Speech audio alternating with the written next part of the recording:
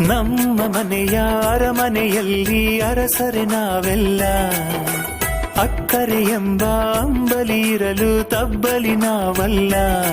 ಹಸಿರಾದ ಹುಣ್ಣಿಮೆಯ ನೆರಳಲ್ಲೇ ನಾವುಗಳು, ನೆನೆದದ್ದು ನಡೆದಾಯ್ತು ನಮದೇನೆ ನಾಳೆಗಳು.